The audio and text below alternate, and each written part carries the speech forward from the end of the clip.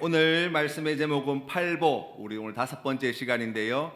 우리 말씀 사경의 시간을 통해서 우리가 팔복 첫 번째 시간부터 지금 5번째 시간까지 지금 오게 되었습니다. 오늘 성경 말씀의 내용은 화평하게 하는 자는 복이 있나니 그들이 하나님의 아들이라 일컬음을 받을 것이미요 라는 말씀이에요.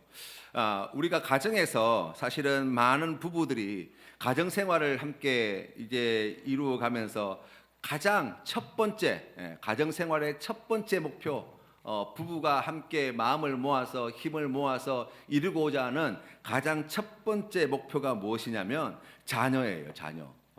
자녀에게 어떻게 하면 내가 잘해줄까, 우리 자녀를 어떻게 하면 잘 키울까, 우리 자녀들이 어떻게 하면 행복하게 그렇게 살아갈 수 있도록 만들어줄까.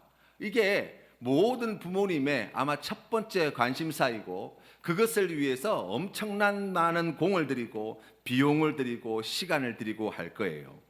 그런데 자녀의 행복을 위해서 우리가 이것도 해주고 저것도 해주고 뭐 이런 것도 도와주고 저런 것도 도와주고 하는데, 실제로 자녀의 행복을 위해서 이 부부들이 제일 먼저 신경을 쓰고 역점을 두어야 하는 것은 자녀들에게 뭘 해줄까가 아니에요.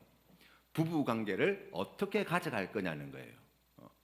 부부가 행복한 것, 그것이 자녀의 행복의 첫 번째 필수 조건이라고 이야기할 수 있어요. 왜냐하면 아이들에게 있어서는 부모님은 세상의 전부이기 때문이에요. 아이들에게 있어서는 이 부모님은 세상에서 가장 든든한, 그리고 믿을 만한, 자신을 지켜주고 보호해주는 울타리가 되어주기 때문입니다. 그래서 자녀의 행복을 위해서 부부관계가 매우 중요하고, 이 부부관계가 결국 자녀의 삶에 엄청난 영향을 미치고 있다는 것을 늘 명심하실 필요가 있어요. 우리가 부부간에 함께 살아가다 보면 다툴 일이 생겨요. 그렇죠. 큰 소리를 칠 때가 있고, 험한 말들이 오갈 때가 있고, 거기에 막 그 무언의 신경전과 그리고 또 여러 가지 불미스러운 일들을 우리가 어렵지 않게 매일 삶 속에서 어찌 보면 늘 경험한다고도 이야기할 수 있습니다. 그런데 그렇게 우리가 큰 소리로 서로 싸우고 분노를 쏟아내고 다툼을 일으키게 되면 그러한 것들이 자녀들의 마음에, 그리고 자녀들의 육체에 심각한 악영향을 미친다는 거예요. 그리고 아울러서 그러한 것들이 자녀들의 미래에도 굉장히 많은 부정적인 영향을 미친다라고 연구 결과에 나와 있어요. 부부간에 그렇게 다투게 되어지면 자녀에게 일어나는 제일 첫 번째의 이 감정의 변화는 뭐냐면 공포심이 생겨요. 공포심. 그러니까 부모님은 자기에게 있어서 세상의 전부인데, 자기가 너무나 사랑하는 아버지, 자기가 너무나 사랑하는 어머니가 서로 다툰단 말이죠. 그것은 자기가 발딛고 서 있는 세상이 큰 혼란과 혼동이 벌어진 것과 똑같은 충격과 공포를 경험하게 되어집니다. 자기를 가장 든든하게 지켜줄 그 가장 믿을 만한 울타리가 완전히 다 무너진 것과 같은 그러한 공포를 느끼는 거예요. 그러니까 직접적으로 두 사람이 이렇게 아이들 앞에서 싸우지 않더라도 전화 수화기를 가지고 전화를 통해서 험한 말을 하는 것도, 거기에 아이들이 서로 간에 전화기를 통해서 험한 말을 하는 소리만 들어도 실제로 몸에서 스트레스 호르몬인 코르티졸과 같은 이러한 호르몬들의 숫자가 급격하게 올라가고, 그리고 육체의 이 면역력이 떨어져서 질병에 걸릴 확률, 그렇지 않은 아이들에 비해서 질병에 걸릴 확률이 36% 이상 치솟는다라는 연구 결과가 나올 정도예요. 두 번째로, 아이들이 부모님들이 서로 다투거나 가정의 평화가 깨어진 그러한 관계를 경험하게 되어지면 아이들의 정서상에 어떤 문제가 생기냐면 죄책감이 생겨요. 우리는 사실 잘 몰라요. 그렇죠? 싸우는 부모님들은 잘 몰라요. 그런데 아이들은 내가 사랑하는 엄마, 내가 사랑하는 아빠가 왜 싸울까? 스스로 생각하다가 보통 어떤 결론을 맺냐면, 혹시 내가 잘못해서 그런 건 아닐까? 내가 엄마 말을 안 들어서 그런 건 아닐까? 내가 엄마가 아빠가 하라는 것을 안 해서 그런 건 아닐까? 나 때문에 두 분이 싸우는 건 아닐까? 라는 그런 마음을 보통은 다 가진다는 거예요. 그리고 거기에서 나오는 부정적인 자아상, 나라고 하는 존재가 얼마나 못난 사람인가, 그런 자기 자신에 대한 부정적인 자아상을 가지게 되어지고 그로 인해서 마음이 점점 더 병들어 간다라고 이야기할 수 있어요. 세 번째로 아이들이 겪게 되어지는 정서적인 문제는 무력감이에요. 내가 너무나 사랑하는 아빠인데, 내가 너무나 사랑하는 엄마인데 지금 두 사람이 싸우고 있어요. 그런데 내가 너무나 사랑하는 이 엄마 아빠를 위해서 내가 할 수 있는 게 아무것도 없는 거예요. 완전히 무력하게 되어지죠. 어떻게도 막을 수 없는 자신의 모습을 바라보면서 그 마음 가운데에 그 깊은 무력감이 자리하게 되고, 그로 말미암아서 우울감이나 슬픔이나 불안감도 함께 경험하게 되고, 그러한 부정적인 감정에서 도피하기 위해서 때로는 공격적인 성향으로 바뀌어지기도 해요. 자녀들만 피해를 보는 게 아니죠. 사실은 부부간에 그렇게 심한 다툼을 하게 되어지면 각자의 삶의 전부가 다, 전 영역이 다 그로 말미암아서 크고 작은 문제를 일으킬 뿐만 아니라 마음에도 씻을 수 없는 큰 상처와 아픔을 간직하게 되어진다라고 이야기합니다. 그래서 이 자녀 교육에 대해서 말씀하시는 분들 이야기를 들어보면 자녀들 앞에서는 가급적이면 싸우지 마라고 이야기를 하시더라고요. 그리고 불가피하게 원치 않게 서로 말다툼이 생기거나 그런 충돌이 생기게 되어지면 아이들에게 왜 이러한 문제가 생겼는지 설명을 해주고 이것이 너희들 때문이 아니라는 것을 확인시켜 줄 필요가 있다는 거예요. 그리고 지금은 서로 생각이 달라서 지금 다투고 있지만 우리가 화해하려고 노력을 하고 있고 서로를 이해하려고 애쓰고 있다는 것을 확인시켜 줄 필요가 있대요. 그리고 거기에서 한 걸음 더 나아가서 아이들 앞에서 그 문제가 잘 마무리되어졌다는 것을 확인시켜 줄 필요가 있어요. 우리가 이렇게 화해했어 라고 하는 것을, 화해의 표시를 갖다가 나타내 보여주는 지혜가 필요하대요. 그래야 아이들이 가지고 있는 그러한 상처와 부정적인 그러한 영향이 그나마 조금 덜해질 수 있다라고 이야기합니다. 그렇죠. 단순히 싸우는 게 아니에요. 가정의 평화가 그냥 깨어지고 서로 험한 말이 오가고 뭐 그 정도의 문제가 아니에요.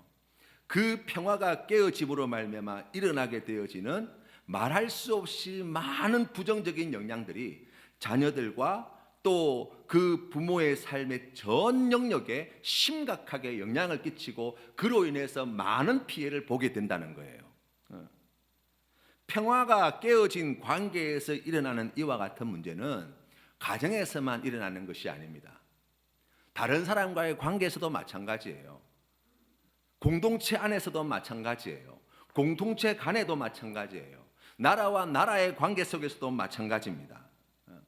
야고보서 3장 16절 말씀에 이렇게 야고보 사도는 우리에게 하나님의 말씀을 전합니다. 시기와 다툼이 있는 곳에는 혼란과 모든 악한 일이 있음이라 라고 말씀하고 있어요.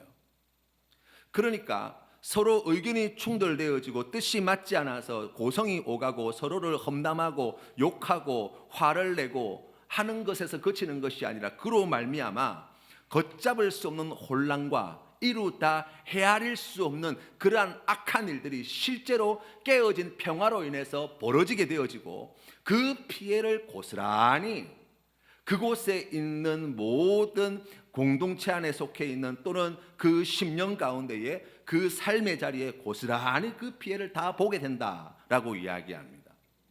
여러분, 북한은요 1970년도까지만 하더라도 남한보다 잘 사는 나라였습니다. 지금도 북한에 매장된 지하 자원이 그거를 돈으로 환산해 보면 수천조의 가치를 가지고 있는 엄청난 지하 자원을 가지고 있어요. 그런데 남한과 비교할 수 없는 자원 부국이고 70년대까지는 남한보다 훨씬 잘 사는 나라인데 지금은 비교할 수 없는 나라가 되어졌어요. 경제력이든 군사력이든 예술적인 분야든 모든 영역에 있어서 이제 더 이상 남한과 비교 대상으로 놓기조차 부끄러운 지경이 되었다고요. 그게 왜 그런가? 왜 북한은 저렇게 엄청나게 많은 지하 자원을 가지고 70년대까지 남한보다 잘 사는 그러한 공업 국가를 가지고 있었는데 지금은 왜 저렇게 못 살게 되었나? 라고 이야기하면 그 운명을 가른 결정적인 이유가 체제의 문제가 아니에요. 바로 평화예요, 평화. 어디에 평화가 더 있는가라는 거예요. 그래서 그 땅에는 평화가 없기 때문에, 그리고 남한에는 평화가 있기 때문에 그와 같은 차이를 만들어냈다라고 이야기할 수 있어요. 자유가 보장되지 않는 평화는 거짓입니다. 서로 사랑하지 않는 평화는 위선에 불과해요. 북한 주민의 삶을 여러분 한번 생각해 보세요. 온통 두려움과 공포가 지배하고 있어요.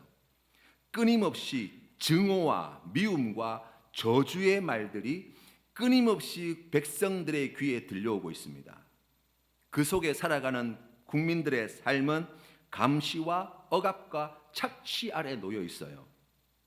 그런 사회 속에서, 그런 평화가 없는 사회 속에서 어떻게 예술이 꽃필 수 있고 문화가, 또 과학기술이, 학문이, 교육이, 경제가 성장하고 발전할 수 있겠냐고요.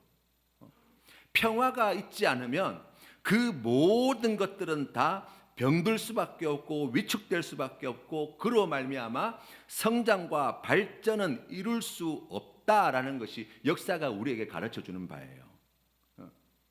국가 간의 평화가 깨어지면 전쟁이 벌어집니다. 그런데 여러분, 전쟁에서 승자가 있습니까? 없어요. 같이 망해가는 길로 가는 거예요. 우크라이나 전쟁이 발발하였을 때 발레리나로 일하던 사람들이 총을 들어야 했습니다. 바이올리니스트로 오케스트라에서 일하던 사람들이 무기를 들어야 했어요. 운동선수도, 교사도, 택시기사도, 대학생도 모든 생활을 다 올스톱 시키고 총을 들어 전쟁 외에 아무것도 할 수 없어요. 거기에서 무슨 선한 것이 나올 수 있겠습니까? 그 엄청난 고통과 상처와 피해를 다시 회복하기까지 또 얼마나 많은 시간과 비용이 들겠냐고요. 여러분, 평화가 밥 먹여주는 거예요. 평화가 내 삶을 아름답게 가꾸는 가장 귀한 토양이 되어집니다. 평화가 아름다운 예술을 꽃피우는 거예요. 평화가 우리의 삶에 행복을 가져다 주는 거예요. 평화가 사실은 돈 벌어다 주는 거라고요.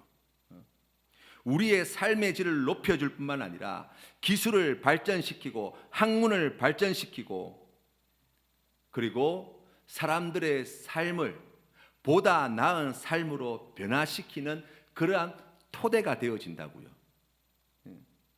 그런데 여러분, 모든 나라는 다 평화를 원한다고 합니다. 평화를 이루어야 한다고 주장을 해요.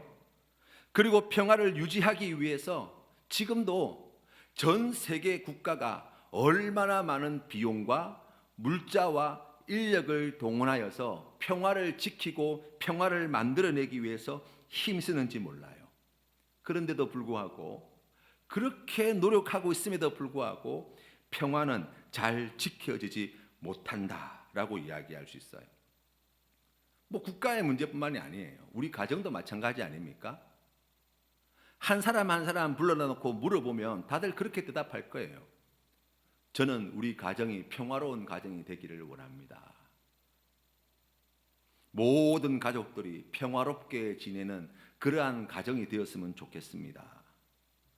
그러나 우리 가족의 평화도 지켜지기가 얼마나 어려운가 우리가 늘 경험하면서 살아가지 않습니까? 세상이 평화를 만들어내는 방법이 뭔가를 여러분 한번 잘 보세요.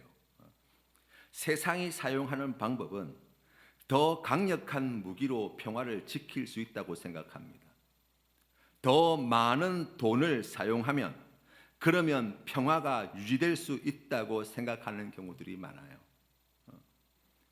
그동안 인류가 저지른 숱하게 많은 전쟁들, 그 전쟁들의 명목상의 이유를 잘 생각해 보세요. 우리가 저 나라를 침공해서 다 학살하겠다고 전쟁한 적은 없어요. 다 큰 명목상으로는 평화를 위해서 했어요. 한국 전쟁이 어떻게 일어난 거예요? 저 북한의 공산당들이 남조선 해방을 위해서 전쟁을 일으킨 거예요. 2차 세계대전도, 1차 세계대전도, 베트남전도 모든 역사 가운데 존재했던 전쟁은 그 명목상의 이유가 다 좋은 이유들을 가지고 출발했다고요. 그러나 그 결과가 끔찍했죠. 로마 제국이 세계 여러 나라를 정복하고 난 뒤에 로마 제국에 약 200년에 걸친 평화의 시대가 도래했어요. 그때를 팍스 로마나라고 이렇게 사람들이 이름을 붙였더라고요. 그때가 언제냐면 기원전 27년 아우구스티누스 황제부터 시작해서 기원 후 180년 아우렐리우스 황제 때까지 이 지혜로운 5 황제를 통해서 약 200년에 넘는 기간 동안 로마 제국의 세계를 다 제패한 로마 제국이 태평성대를 누리게 되었다는 거예요. 그런데 여러분, 그 팍스 로마나 기간 중에 로마의 평화가 이루어졌다고 하는 그 200년 역사 속에 죄 없으신 예수 그리스도가 십자가에 달려 죽으셨어요. 한마디로 세상이 말하는 평화, 힘으로 만들어낸 평화, 강력한 무기와 군대로 만들어낸 평화는 다 가짜라는 거예요. 아무리 강력한 핵무기로도 평화는 유지되지 않습니다. 아무리 많은 돈과 강력한 권력으로 평화가 지켜지는 게 아니에요. 우리가 우크라이나 전쟁을 통해서 그것을 보지 않습니까? 뛰어난 기술로도 탁월한 학문으로도 예술로도 되어지지 않습니다. 세상이 우리에게 말해주는 평화를 얻는 모든 길은 다 불완전한 평화의 길에 지나지 않아요. 가짜 평화에 지나지 않습니다. 그러면 진짜 평화는 어떻게 만들어지는 것입니까? 성경이 말씀하는 평화가 무엇인지 알아야 해요. 우리가 성경 말씀, 구약 성경에서 나와 있는 이 평화를 대표하는 단어가 우리가 잘 알고 있는 샬롬이라는 단어예요. 이 신약 성경에서는 그 샬롬이라는 단어를 오늘 성경 말씀 9절 말씀에 사용하는 화평이라는 단어로 그렇게 해석해서 그 단어를 사용하고 있습니다. 화평에는 여러 가지 뜻이 있어요. 하나님의 샬롬에는 여러 가지 뜻이 있을 수 있습니다. 거기에 의미를 찾아보면 정말 많은 이야기들이 들어있더라고요. 그런데 크게 3가지를 이야기할 수 있는데, 첫 번째는 하나님이 약속하신 구원, 그것이 하나님의 샬롬이라는 거예요. 그게 하나님의 평화에 담겨 있는 뜻이라는 거예요. 또 하나님과 화해하는 것, 그것이 바로 샬롬이고, 그것이 바로 우리가 오늘 성경 말씀에서 보는 화평이라고 하는 단어에 담겨 있는 뜻이라고 이야기할 수 있습니다. 뿐만 아니라 우리가 세상 속에서 편안함과 안식함을 누리는 그러한 평화, 화평이라는 단어들도 이 단어를 사용합니다. 그런데 여러분, 이 모든 내용들을 샬롬에 담겨 있는 긴 설명들을 갖다가 압축 요약해 보면 이렇게 정리할 수 있어요. 하나님의 다스리심을 받는 상태, 바로 그것이 성경이 말씀하는 평화다라고 말씀하는 거예요. 그렇기 때문에 야고보서는 이 화평에 대해서 야고보서 3장 17절 18절 말씀에 이렇게 말씀합니다. 오직 위로부터 난 지혜는 첫째 성결하고 다음에 화평하고 관용하고 양순하며 긍휼과 선한 열매가 가득하고 편견과 거짓이 없나니 화평하게 하는 자들은 화평으로 심어 의의 열매를 거두느니라. 아멘.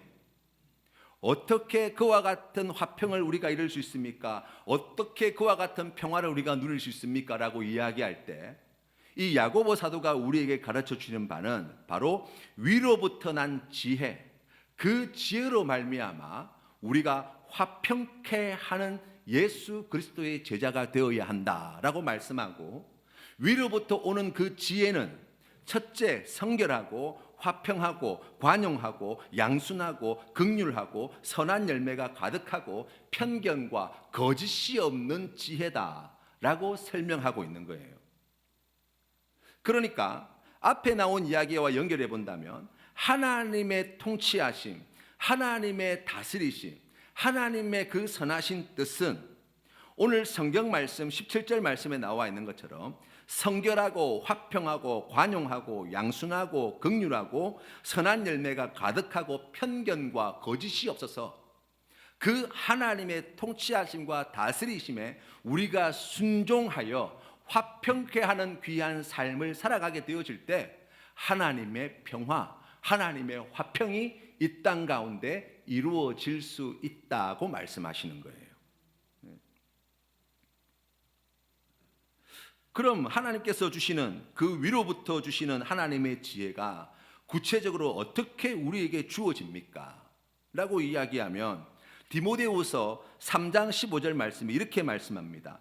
어려서부터 성경을 알았나니 성경은 능히 너로 하여금 그리스도 예수 안에 있는 믿음으로 말미암아 구원에 이르는 지혜가 있게 하느니라. 아멘.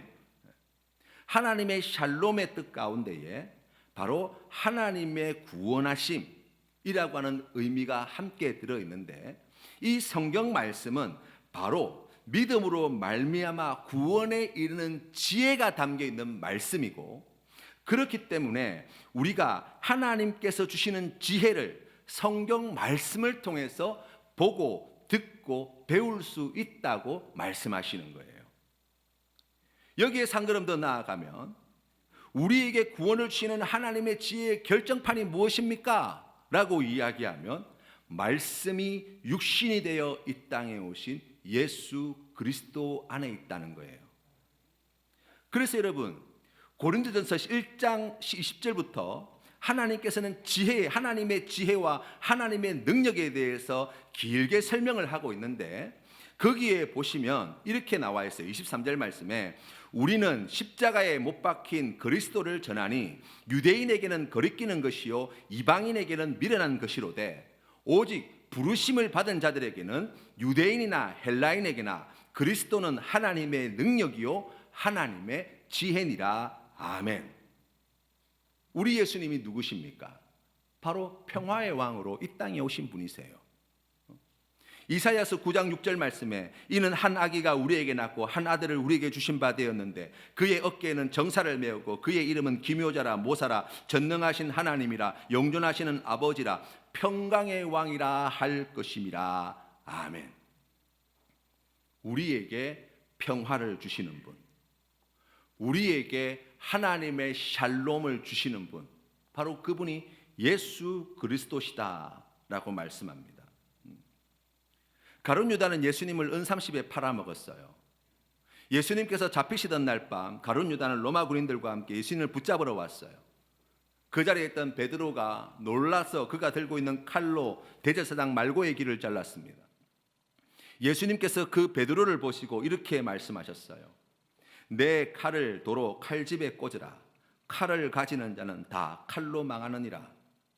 너는 내가 내 아버지께 구하여 지금 12군단 더 되는 천사를 보내시게 할 수 없는 줄로 아느냐? 내가 만일 그렇게 하면 이런 일이 있으리라 한 성경이 어떻게 이루어지겠느냐 하시더라. 아멘. 예수 그리스도께서 어떻게 우리에게 평화의 왕이 되셨습니까? 그분이 하늘에 있는 그 천군 천사를 다 동원하여서, 그분이 가지고 있는 전능하신 능력을 다 동원하여서 그 모든 악의 세력을 무찌르시고 예수님을 반대하고 예수님을 대적하는 모든 이와 같은 자들을 갖다가 다 멸하시고 만들어내시는 평화가 아니라는 거예요. 에베소서 2장 말씀에 나와 있는 것처럼 에베소서 2장 14절 말씀에 그는 우리의 화평이신지라 둘로 하나를 만드사 원수된 것 곧 중간에 막힌 담을 자기 육체로 하시고 법조문으로 된 계명의 율법을 폐하셨으니 이는 이 둘로 자기 안에서 한 세 사람을 지어 화평하게 하시고 또 십자가로 이 둘을 한 몸으로 하나님과 화목하게 하려 하심이라. 원수된 것을 십자가로 소멸하시고 또 오셔서 먼데 있는 너희에게 평안을 전하시고 가까운 데 있는 자들에게 평안을 전하셨으니 이는 그로 말미암아 우리 둘이 한 성령 안에서 아버지께 나아감을 얻게 하려 하심이라. 아멘. 하나님과 원수된 우리가 하나님과 화목하게 하시기 위해서 우리의 중보자이신 예수 그리스도께서는 하나님의 통치를 거부하는 우리가 하나님의 다스리심을 받도록 하기 위해 자신의 육체로 그 모든 중간에 막힌 담을 허시고 이방인이든지 유대인이든지 모두가 다 한 형제 자매가 되어 한 성령 안에서 아버지 하나님께 나아갈 구원의 길을 열어주셨다라고 말씀하고 계신 거예요. 여기서 우리가 화평케 한다는 뜻을 찾아볼 수 있습니다.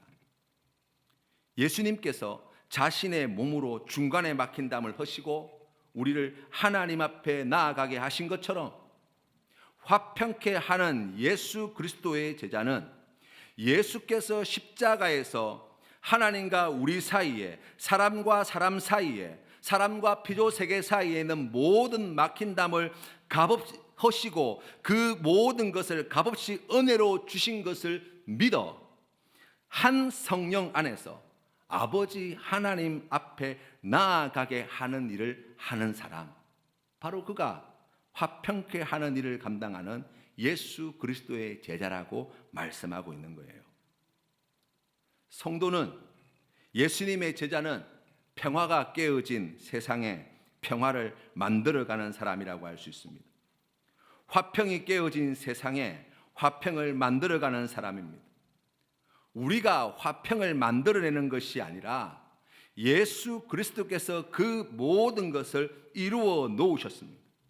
우리가 그것을 믿고 한 성령 안에서 함께 하나님 앞에 나아가 하나님의 통치하심과 다스리심을 받게 되어질 때 그곳에 하나님의 평화가 이루어지는 것을 보게 될 것이라고 약속하고 계신 거예요. 구체적으로 하나님께서 주시는 이 평화를 이루기 위해 우리가 하늘로부터 주시는 지혜를 구하는데 하나님 앞에, 사람 앞에서 더욱 성결하고 화평하고 용서하고 용납하고 착하고 불쌍히 여기며 선한 열매가 가득하고 편견과 거짓이 없는 하나님의 지혜로 그 다툼이 있는 그곳에 들어가 하나님의 평화를 만들어내기 위하여 우리가 헌신함으로 나아갈 때 하나님께서 주시는 이 평화가 회복되어지는 은혜를 주실 줄로 믿습니다. 사랑하는 성도 여러분, 우리 주위에 이 평화가 깨어져, 이 화평이 깨어져 고통당하는 이웃들이 너무나 많습니다. 공동체 안에 이 화평이 깨어져 어찌할 바를 알지 못하며 신음하고 있는 이들이 있습니다. 우리가 그들을 어떻게 도와야 합니까? 그들의 편이 되어주는 것, 그보다 더 귀한 일이 있습니다. 하나님께서 주시는 지혜로 화평을 이루기 위하여 우리가 귀하게 섬기며 나아갈 때 그들 모두가 다 한 성령 안에서 하나님께로 나아갈 수 있도록 돕는 일, 바로 그것이 화평을 만들어가는 제자의 길이라고 말씀하는 거예요. 로마서 14장 19절 말씀에 그러므로 우리가 화평의 일과 서로 덕을 세우는 일을 힘쓰나니라고 말씀합니다. 이것은 기회가 되면 해야 되고 기회가 안 되면 안 해도 되고가 아니에요. 여러분, 전도와 선교가 무엇입니까? 전도와 선교는 하나님과 원수된 자들을 하나님과 화평한 관계로 만들기 위하여 우리가 화평을 만들어내는 일에 헌신하는 거예요. 그게 바로 선교와 전도의 내용이 되어야 합니다. 구제도 마찬가지 아니겠습니까? 우리가 용서하는 것도 마찬가지 아니겠습니까? 용납하는 것도 마찬가지 아니겠습니까? 인내하고 기다리는 것도 마찬가지 아니겠습니까? 하나님의 화평을 만들어내기 위하여 우리가 하나님이 주신 그 귀한 지혜, 그 말씀에 순종하는 자리가 되어지는 거예요. 그럴 때 그곳에 하나님의 평화가 만들어지게 되어지고 그 하나님의 평화 안에서 함께하는 모든 공동체 식구들이, 함께하는 모든 나라와 민족이, 함께하는 모든 가족들이, 함께하는 모든 이웃들이 하나님께서 주시는 이 큰 기쁨과 즐거움과 만족함을 누리게 되어지는 복을 얻게 되는 거예요. 사랑하는 성도 여러분, 오늘 하나님께서는 우리에게 복이 있는 예수님의 제자들은 화평케 하는 일을 하는 사람들이다 라고 말씀하십니다. 화평케 하시기 위해서 사람의 몸으로 이 땅에 오사 죽기까지 순종하시고 그리하여 하나님의 능력과 하나님의 지혜가 되어주신 예수 그리스도를 우리가 주목하여 바라보며 깨어진 화평으로 인하여 고통당하는 자들에게 주신 귀한 말씀을 붙잡고 함께 한 성령 안에서 하나님 앞에 나아갈 수 있도록 예수 그리스도께서 그러하셨던 것이 귀하게 섬기셔서 하나님의 놀라운 구원의 은혜, 우리 하나님의 이 풍성한 복을 함께 나누는 우리 모든 성도님들 다 되시기를 주님의 이름으로 축복합니다.